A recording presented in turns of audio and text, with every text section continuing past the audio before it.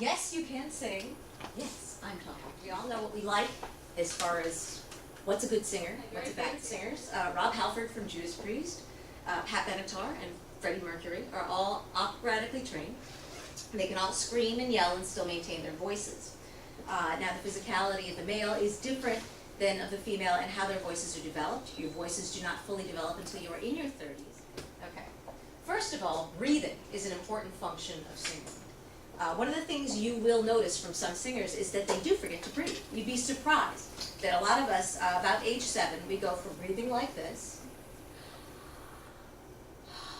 You'll notice my abdomen goes out and my shoulders stay down. My chest is up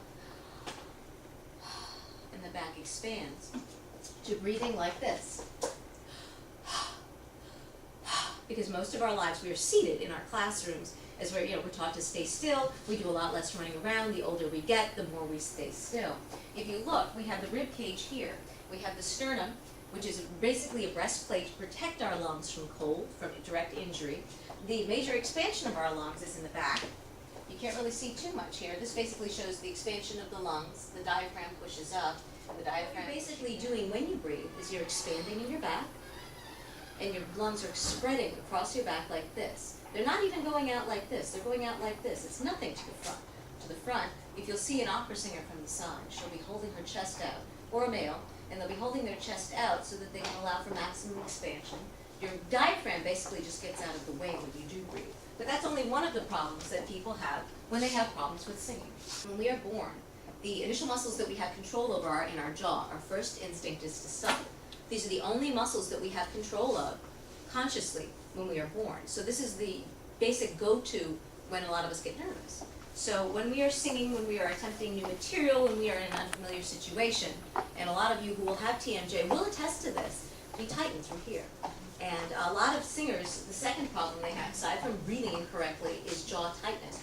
A lot of jaw tightness, you can watch a Whitney Houston video, they do a lot of jaw control sound to do a more popular R&B thing. But what winds up doing is they tighten in here, they tighten in here, they tighten in here, and then they don't get the proper lung expansion. You can make the exact same sound without playing with your tongue and your jaw. Now you'll notice that when you sing, you do have a great deal of your tongue, which is this mushroom-shaped lump in here. You get it out of the way of your soft palate. We'll be going over this when we do the exercises. The soft palate goes up, the tongue goes down, and you get that perfect ah shape. As before, 3 basic categories that people have when they have problems with their singing voice. Performance anxiety, a lot of that. Breathing difficulties, and body temperature. Okay, causes of performance anxiety. Lots of people have it at many different times. Low self-image, bad experiences, being told that you can't sing, inexperience, and a general problem with shyness. Breathing difficulties. See, a lot of my singers, they come to me, and you'll see them take this beautiful breath, and then let it out before they start singing. That's one of the big problems people have with singing. Tendency toward vascular compression. People I know who work physically, lift heavy things, bales of hay, a lot of horseback riders, they hold their breath when they're doing whatever they do, so they don't get a chance to get anything aerobically developed. So you tend to be athletic with low aerobic capacity. And then again is the shoulder breathing, not breathing through the back. And some of my students have problems with asthma or Crohn's disease, which impacts their breathing. Their medication tends to cause problems with that. In groups according to who's like a jaw person, who's a breathing person, and who's a stage fright person, then you're going to compare notes. One of the things you will discover if you ever decide to get into singing is you do not sing in your throat. That is one of the things that they will teach you. Singers do sing with laryngitis because it is all about A, breathing, B, the jaw, and C, state of mind.